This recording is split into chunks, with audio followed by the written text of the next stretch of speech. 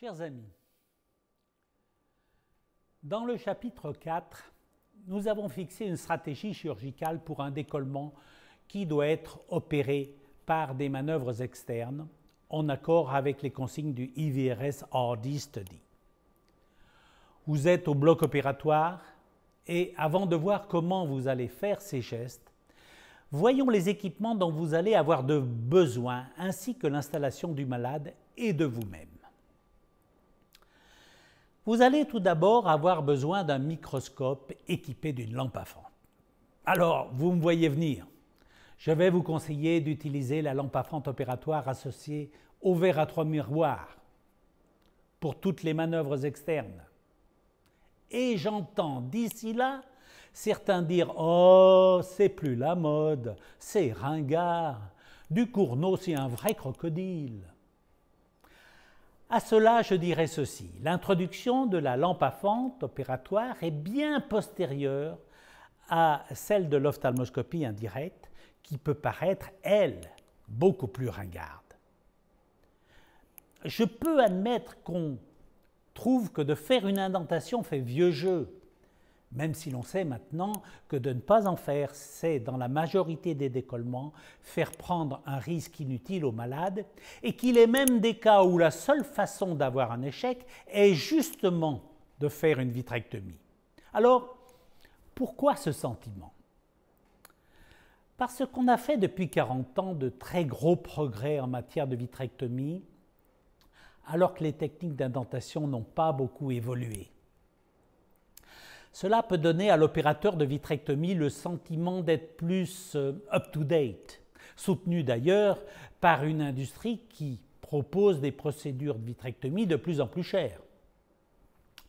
Mais franchement, puisqu'on sait maintenant depuis le IVRS RD Study qu'il faut savoir faire une indentation, et ceci est confirmé par des résultats statistiquement significatifs, difficiles à contester par un médecin, sauf à nier l'utilité d'un travail scientifique ou à penser que 180 chirurgiens de 48 pays se sont ligués tous ensemble pour truquer les résultats. Alors oui, dans ces cas, ne pas se servir du microscope au XXIe siècle, alors qu'il est utilisé partout, même pour le strabisme, là, oui, c'est ringard.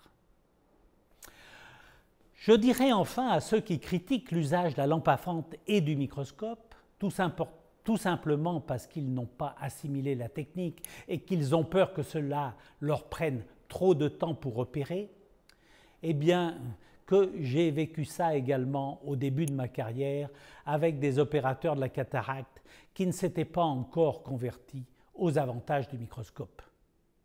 Mais ce n'est pas plus facile de faire un point de suture sur une sclère amincie que sur une cornée. Je faisais chaque jour, dans une seule salle opératoire, avec 7 minutes de nettoyage entre chaque patient, entre 16 et 24 chirurgies rétiniennes. Le matin, entre 9h et 13h, je faisais les 13 malades programmés, principalement membranes et trous maculaires. Et l'après-midi, je faisais les urgences vues la veille opératoire, par exemple 2 hémorragies du vitré, une rétinopathie diabétique et 5 à 7 décollements. Et en moyenne, sur 7 décollements, je dirais que je faisais au moins 4 indentations. Pourquoi pouvais-je avoir cette activité? C'est parce que le microscope, ça permet d'aller beaucoup plus vite. Une cryo-indentation ponction gaz me prenait entre 10 et 20 minutes selon qu'il s'agissait d'une indentation segmentaire ou d'un cerclage. Prenons un exemple si vous voulez bien. Vous avez fait une indentation et vous voulez contrôler sa hauteur et son bon positionnement. Si vous travaillez au microscope, vous placez le verre à 3 miroirs. Voilà. Bon, voyons. Je trouve que la déchirure est un peu trop postérieure. Bon, écoute, on va reculer un peu l'indentation et refaire un nouveau contrôle. Bon, là.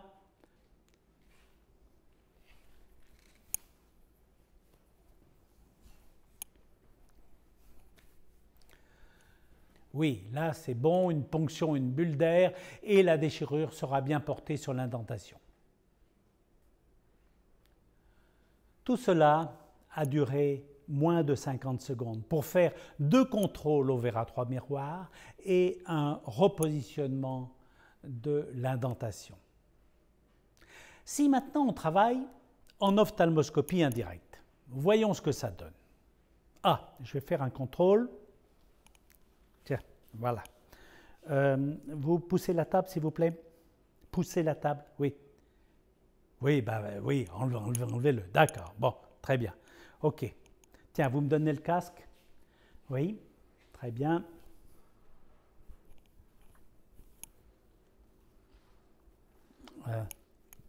Vous me donnez la lentille?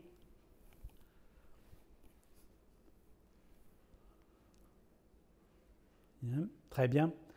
Ah, j'ai touché la table. Mais je vous ai dit de l'enlever, mais enfin, écoutez un peu ce que je dis. Vous poserez un petit drap stérile, là, parce que j'ai l'impression que je l'ai touché. Bon, alors, voyons voir. Hein? Tirez un peu là, le fil. Hein? Oui, j'ai l'impression. Hein? J'ai l'impression que ma déchirure est en arrière. Oui. Bon, ben, il faut que je recule un peu mon indentation. Oui. Bon, tenez. Vous me prenez la lentille. Voilà. Tenez le casque. Oui, merci. Bon. Je laisse tomber les gants là. Vous me donnez une autre paire de gants, s'il vous plaît? Oui, 8-0. Oui, ah bah vous travaillez avec moi depuis 10 ans, quand même, vous devez savoir. Hein? Bon. Oui, merci.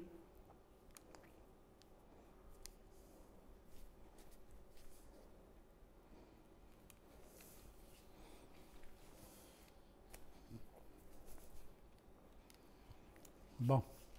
Là. Tiens, vous rapprochez la table. Là. Tiens, vous prenez les fils.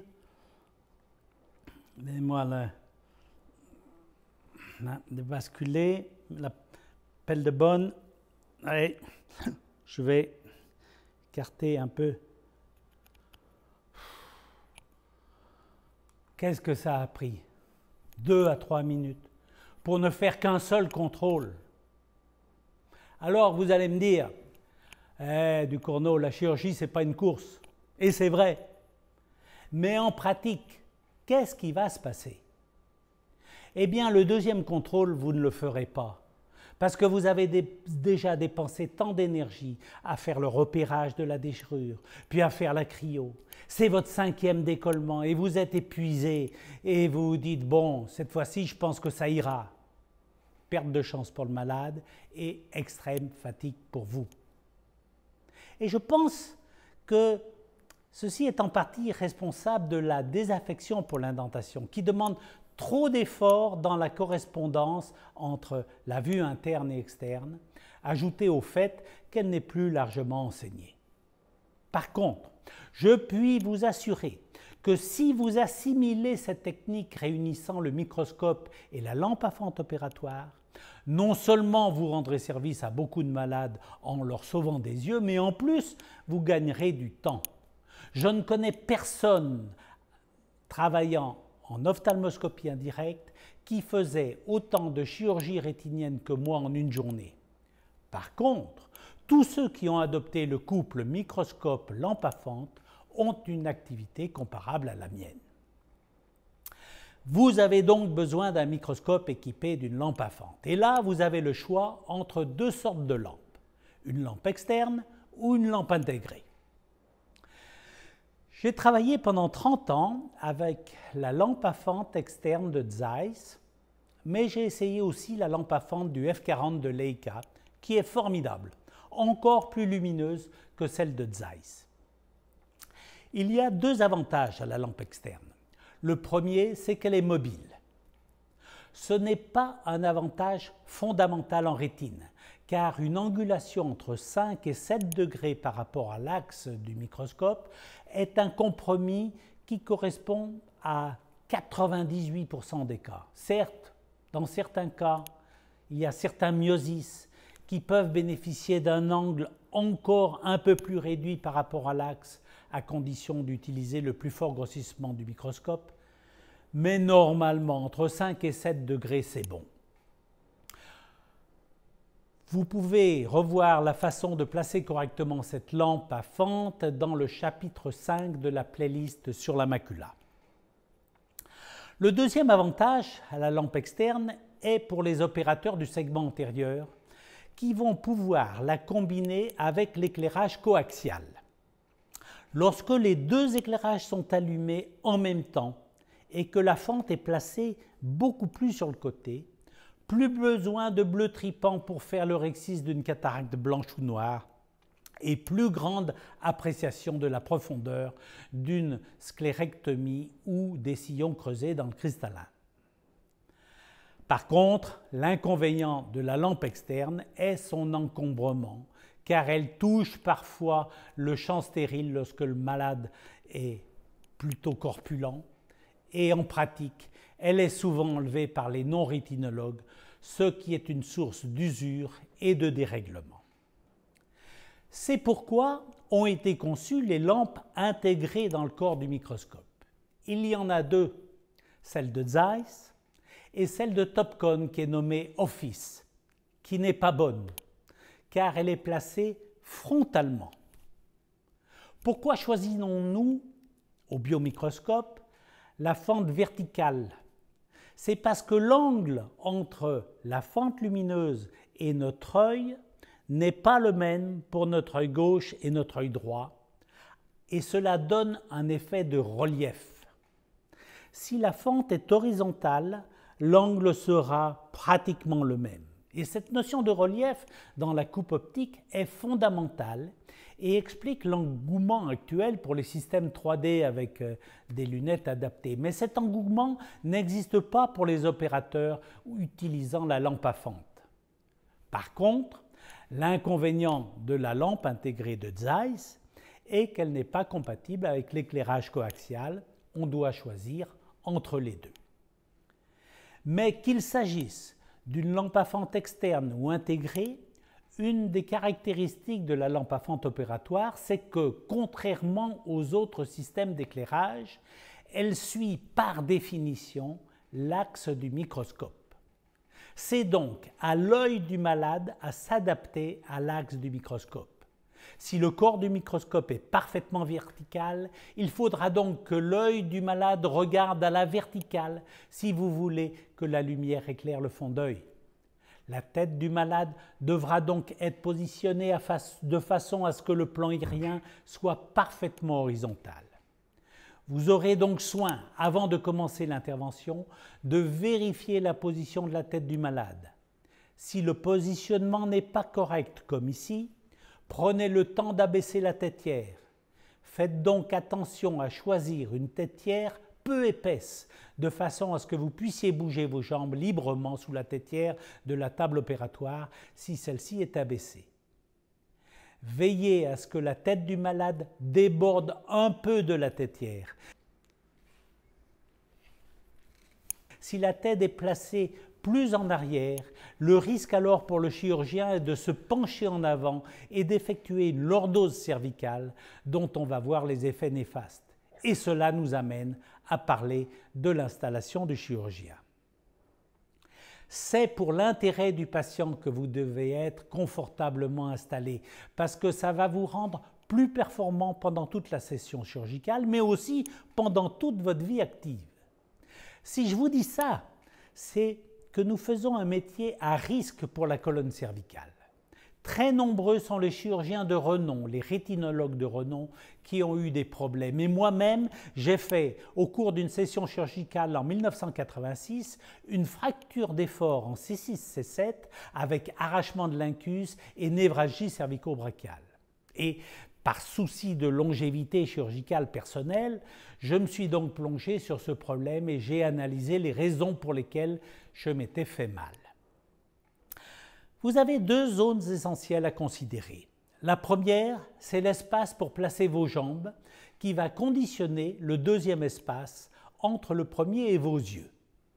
Vous comprenez donc tout de suite que pour ne pas avoir de problème d'installation, il vaut mieux avoir de petits tibias pour passer facilement sous la table que l'on va même pouvoir baisser. Hélas, j'ai toujours eu de grands tibias. À l'époque, j'opérais avec une table qui avait à l'avant un système permettant de positionner la table du malade, mais qui par contre ne permettait pas aux jambes du chirurgien de circuler librement. Elle avait de plus un socle qui empêchait de placer les pédales en face des chirurgiens. Il fallait les placer de part et d'autre du socle. Travailler les jambes écartées fut ma première grave erreur, car ça entraîne une position du bassin déplaçant toute la statique vertébrale. C'est pourquoi, après mon accident et 6 mois de port de minerve allant du crâne jusqu'au bassin, j'avais calculé qu'il fallait à peu près 55 cm de libre entre les pieds de la table, en avant des pieds de la table pour placer les pédales. L'idéal est d'ailleurs d'avoir 2 pédales de même hauteur, de façon à ce que vos pieds soient eux aussi à même hauteur pour maintenir une bonne stabilité lombaire. J'avais également fait réduire la hauteur de la tétière du striker, qui certes était très confortable pour le malade, mais qui élevait sa tête et réduisait donc la distance entre son œil et le vôtre. Cette distance associe des hauteurs fixes, comme le corps du microscope ainsi que sa focale, à des hauteurs variables, comme l'inclinaison des oculaires ou l'addition d'un filtre laser ou d'un inverseur d'image. Si vous additionnez tout ça, vous avez intérêt à avoir un long buste. Mais hélas, j'avais un petit buste. Mireille Bonnet, qui avait fait ajouter un laser intégré dans le corps du microscope, ce qui augmentait là aussi sa hauteur, et ben ça lui avait entraîné un problème cervical également. Moi, j'avais fait fabriquer par Zeiss un inverseur d'image pour travailler au tout début avec la lentille grand champ de Avi Gimblat, et pour faire face à la hauteur trop grande du microscope, j'avais dû horizontaliser les oculaires. Et ce fut ma deuxième erreur. Pourquoi? Parce que si vous mettez les oculaires horizontaux, le risque est de créer une lordose cervicale antiphysiologique qui, en cas de contraction, peut créer une fracture osseuse. Ça, c'est une position tout à fait dangereuse. Alors que ça, comme une position de lecture, c'est très sécurisant pour votre colonne. Donc, faites attention à votre table opératoire et évitez tout ce qui pourrait ajouter de la hauteur à votre microscope. Enfin, pour avoir les muscles du cou détendus, il faut avoir les épaules basses. N'utilisez donc surtout pas d'accoudoir qui entraînerait obligatoirement une hausse de vos épaules et une contraction. Il faut que les coudes soient libres et pendent dans le vide. Enfin, si vous devez travailler plus en temporal ou plus en nasal pour éviter une sclérectomie ou parce que le malade a un grand nez, eh bien, tournez autour du malade en conservant la même position de relaxation. Évitez de lever une épaule pour éviter le risque de contracture.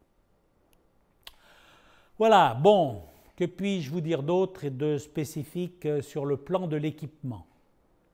Le verre à 3 miroirs. Choisissez un verre petit. Quand je dis petit, je ne veux pas dire un verre d'enfant qui a un rayon de courbure plus serré pour convenir à la cornée des enfants. Je veux dire un verre d'adulte, mais moins haut. En effet, comme il est moins haut, il va donc être moins large et gênera donc moins le passage de la cryode verticalement. Dans au moins 95% des cas, je n'utilisais que le miroir équatorial pour l'examen de toute la périphérie rétinienne. Je n'utilisais le miroir périphérique, celui qui est entre le miroir équatorial et le miroir de l'angle, que pour les désinsertions à l'oral. Personnellement, j'utilisais les verres jetables de FCI qui valent 25 € pièce, ce qui, compte tenu de l'absence de besoin d'entretien et de stérilisation, est très acceptable. Quoi d'autre? La cryode. La cryode n'est pas un instrument sans problème, car elle se bouche assez facilement. À la clinique, vu l'activité du bloc opératoire, on avait investi dans 12 à 14 cryodes restérilisables, car on savait qu'il y aurait en permanence 2 en réparation. Les réparations étaient chères, mais vu le nombre et l'activité, c'était rentable. Les problèmes peuvent par contre se poser pour les services ayant une activité très moindre, car si vous n'avez que 4 cryodes, vous ne pouvez pas en avoir 2 en réparation. Dans ces cas, cela vaut le coup de se procurer les cryodes jetables de Phakos qui valent 100 € pièce, mais qui n'obligent pas à un stock conséquent. Je terminerai avec quelques instruments spécifiques. J'avais des crochets à strabisme courts, ce qui évite qu'ils touchent le microscope pendant les manœuvres. Pour repérer les déchirures, je préférais le marqueur de Meyer-Schwickerat qui se termine par une boule munie d'une toute petite pointe pas trop agressive, bien moins agressive que la pointe triangulaire du marqueur de Urez-Zavalia. Enfin, mon aide opératoire utilisait également l'écarteur de Bonn pour récliner les tissus en dehors. Et puisqu'on parle de l'aide opératoire, j'aimerais terminer ce chapitre par des petits trucs pour vous familiariser plus rapidement avec l'usage de la lampe à fente et du verre à 3 miroirs dans toutes ces manœuvres externes où le rôle de l'aide est fondamental. Désinsérer la conjonctive à 1-2 mm du limbe pour plusieurs raisons. D'abord parce que ça saigne moins qu'au limbe, que ça permet en fin d'intervention de suturer la conjonctive bord à bord grâce à la pince dathermique, si vous contrôlez sa puissance à la pédale bien sûr, ce qui diminue les réactions inflammatoires liées au point de suture. Mais également parce que cette petite collerette de conjonctive que vous laissez empêchera le sang de s'infiltrer sous le verre qui est posé sur la cornée. La conjonctive doit être incisée dans tous les cadrans nécessitant soit une indentation, soit une vérification à la cryode. Nous ne sommes pas dans une chirurgie maculaire où l'on cherche à respecter l'intégrité conjonctivale. Il vaut mieux inciser 2 cadrans au lieu d'un seul si on a un doute sur l'existence d'une déchirure, pour ne pas être obligé d'y revenir à cause d'un oubli. La tenon va être incisée un peu plus en arrière avec un ciseau de Séverin pour éviter de la faire saigner. On en profite pour regarder l'état de la sclère, simplement pour éviter pour vérifier en tout cas qu'il n'y ait pas de scléromalacie qui pourrait faire changer toute la stratégie. Un fil tracteur de 0 est passé sous chaque muscle entourant les zones à explorer et là, l'aide va jouer un rôle crucial. Il doit, dans un même temps, tirer vers le haut les 2 fils entourant le cadran que vous travaillez. Et cela va avoir 2 effets. D'abord, l'œil va être dégagé des plans conjonctivo-ténoniens, mais aussi il va basculer légèrement en regardant dans la direction opposée à la zone où vous travaillez. Le plan pupillaire va donc s'ouvrir un peu et permettre à votre fente lumineuse de rentrer plus largement. Mais en plus de tirer vers le haut, il va agir sur les fils de façon giratoire afin que la zone où vous travaillez soit toujours dans l'axe midi 6 heures, l'axe de la fente lumineuse.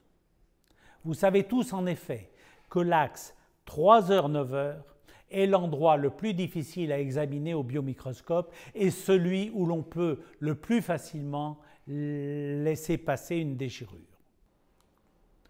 Donc, toute l'hémirétine supérieure et sa sclère correspondante sera explorée à midi.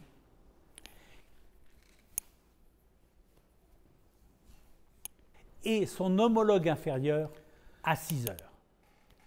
Le miroir équatorial sera donc placé à 6 heures pour examiner toute la rétine supérieure et à midi pour examiner toute la rétine inférieure. De façon à faciliter la pénétration de la fente lumineuse pour éclairer la périphérie rétinienne, j'avais aussi l'habitude, pour examiner la rétine supérieure, d'incliner légèrement l'axe du corps du microscope vers les pieds du malade et inversement vers le sommet du crâne du malade pour examiner la rétine inférieure. Ainsi, le miroir équatorial du verre de Goldmann se trouve éclairé de façon moins tangentielle. La pupille étant bien orientée grâce à la bascule de l'œil, toutes les conditions sont réunies pour permettre un examen optimal. De cette collaboration entre l'opérateur et l'aide opératoire va dépendre la fluidité, la fiabilité et la rapidité de toute la procédure chirurgicale. Contrairement à ce qui se passe pour une cataracte, l'utilisation d'un aide inexpérimenté peut facilement faire doubler votre temps opératoire. Nous verrons plus en détail dans le chapitre suivant le pourquoi et le comment des gestes de l'aide lorsque nous parlerons de vos gestes à vous, puisque les deux doivent fonctionner simultanément. À bientôt donc pour parler de la réalisation de ces manœuvres externes.